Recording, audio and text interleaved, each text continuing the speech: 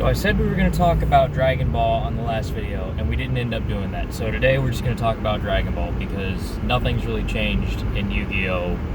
In the past 2 days. Nothing monumental that I know of anyway. And so in Dragon Ball, for the longest time, yellow was always the strongest color because very early on, yellow had Flying Nimbus. And so essentially the two really big counterattacks in the game for anyone who's not played were Flying Nimbus and Mafuba. Mafuba stopped swinging tall, Flying Nimbus stopped swinging wide. So if you hit somebody with a Mafuba on their big boss monster, he just didn't exist for 2 turns. However, if somebody's got 20 dudes coming at you and you just go, Nimbus, drop a card, your turn's over. That's just it. Nimbus turns off whole boards. So yellow's always been strong. And then they used to have Bad Ring Laser, which was a counter that negated your counterattack. So you would just splash yellow into anything to Bad Ring Laser somebody on a big triple strike or whatever and just be like, nah, you die. Because you can't counter. You might be able to, but I don't currently think. Because you might be able to mechanically, but I don't think there is a card that counters a counter. Regardless, yellow was always really strong because they had Cold Bloodlust, which was just effect veiler, but only for Frieza. And they had Crusher Ball, which just played you in rest mode.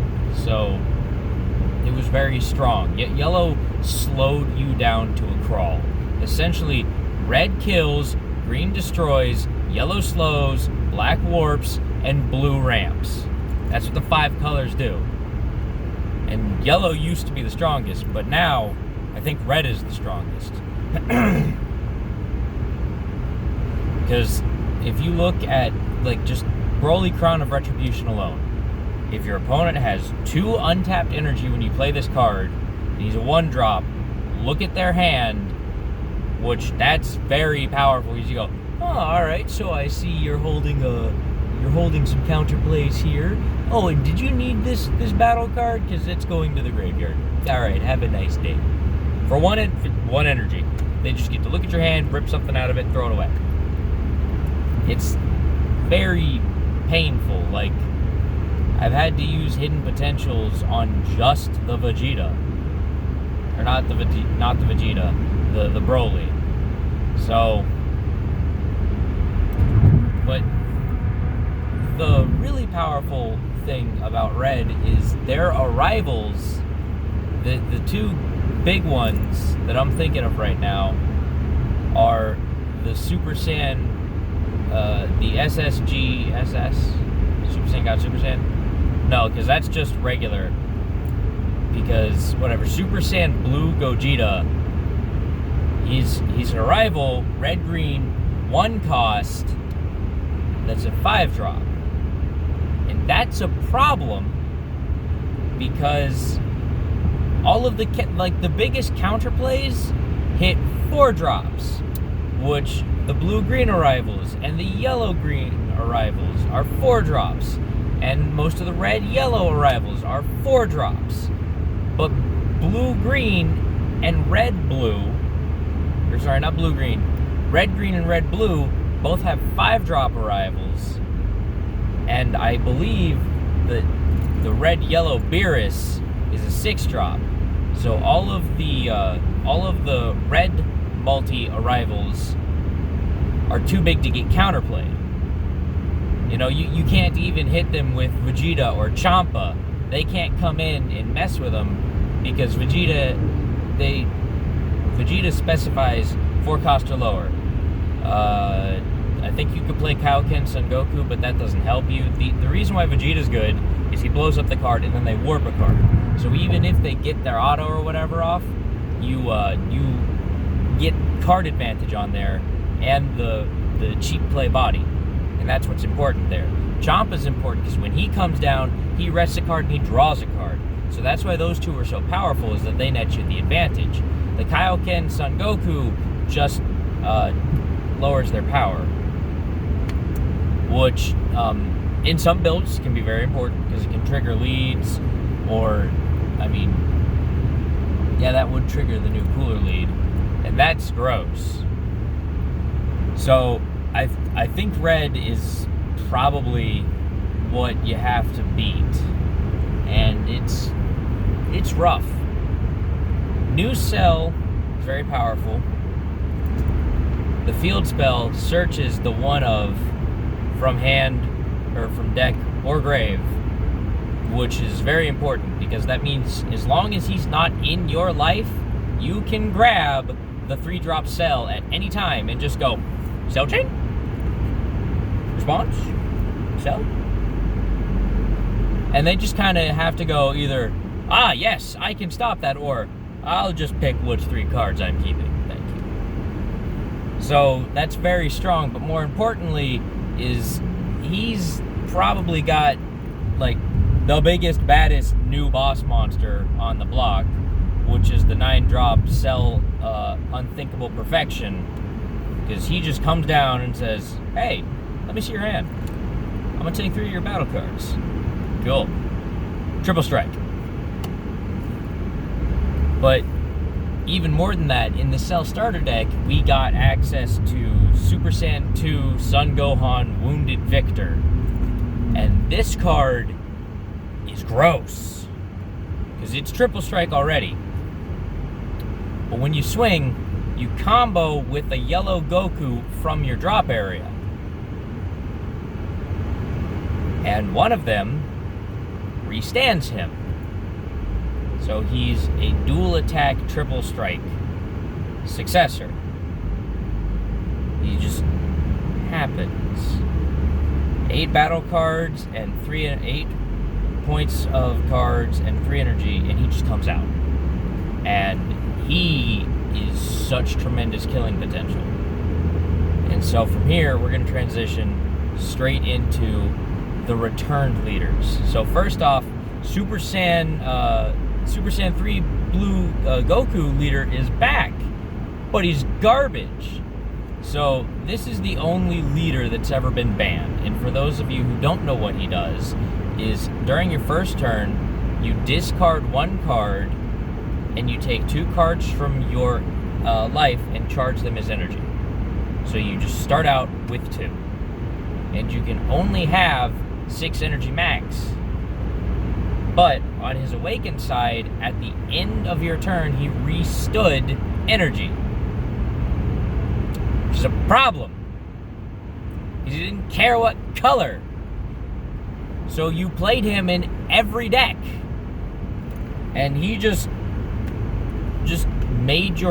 ramped 2 energy right at the beginning, so you start out with double the energy of your opponent, and then you only get up to 6, but you never tap out on your opponent's turn. So you didn't have to keep charging energy to have energy open. You just tapped yourself, you tapped your 6 energy on your turn, and then when you passed, 3 of them untapped to play counters.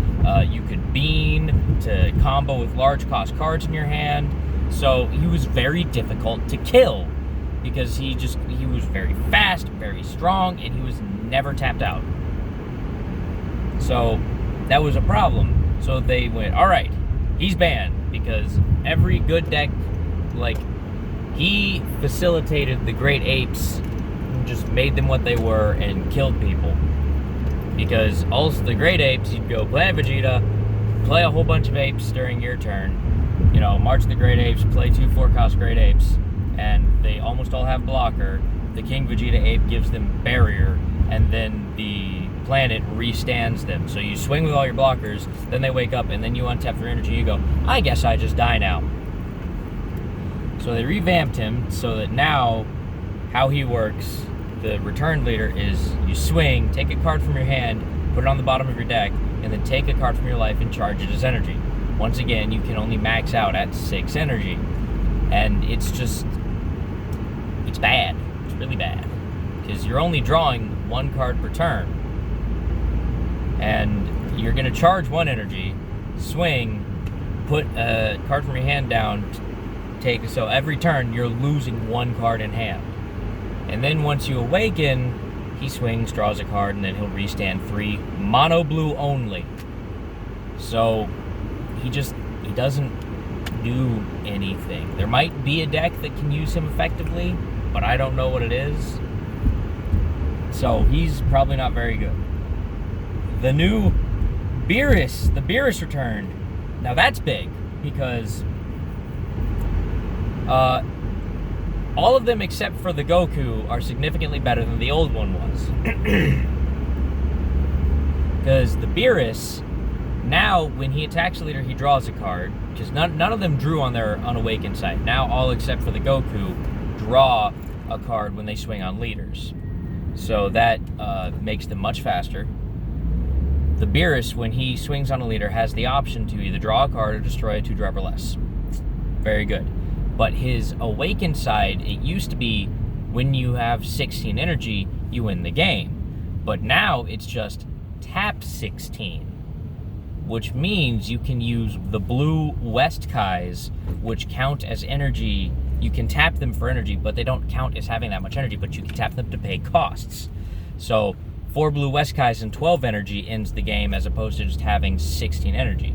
But the real kicker is that once you get to 4 life, you get your opponent to 4 life, when he swings and would deal damage, he instead takes a card from the drop area and charges it as energy instead of dealing damage. So that it's just it made the 16 energy his actual win condition.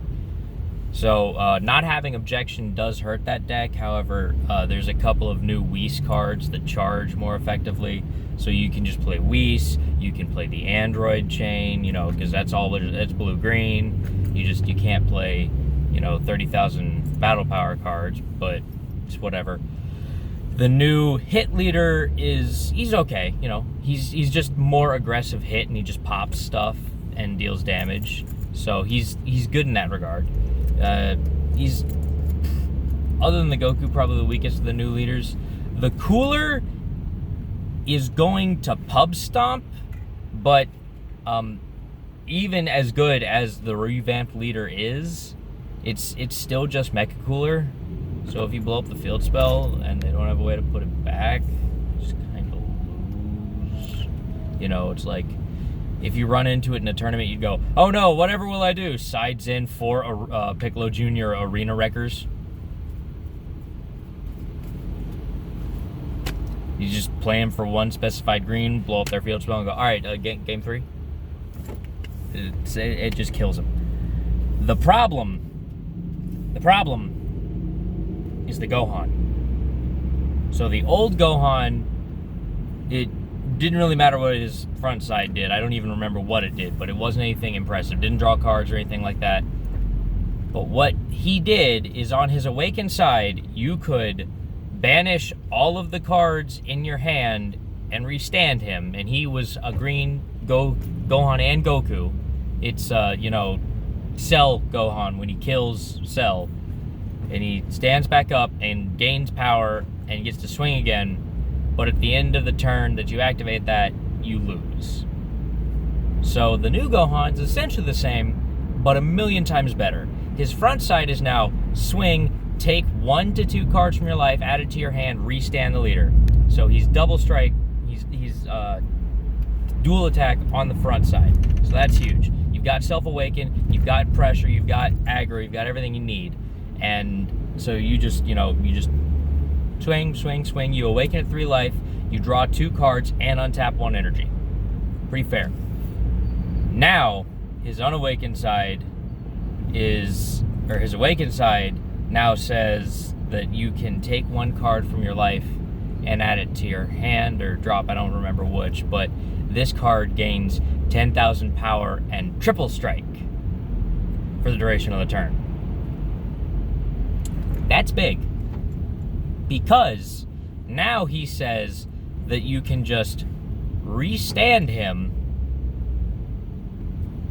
And again, you don't have to banish your whole graveyard, and you will lose the game at the end of the turn that you do that, but you get 2 25,000 triple strike swings out of just your leader. And he's green, and a Goku, which means feet Kamehameha. So that's problematic. And since he's green, you can play him as red-green or green-yellow. And you can play green-yellow and get access to the Sun Gohan Wounded Victor and go, all right, Wounded Victor, swing, triple strike, combo with the yellow Son Goku automatic drop, restand it. All right, swing, triple strike. Cool, you live through both those. Lead, activate, swing, triple strike, restand, swing, triple strike. It's just the most aggressive thing I've ever seen. And it's probably, like, it's very good. There's a lot of new stuff in Set 9 that really invalidates a lot of old cards, but a lot of stuff that works very well with old cards. So I think the Gohan is probably the best revamped leader, with Beerus in second. The Goku is the worst, and Hidden Cooler can argue for third place. Whatever. It's pretty much all I had today. We're running kind of long, so we'll cut it here. All right, see ya.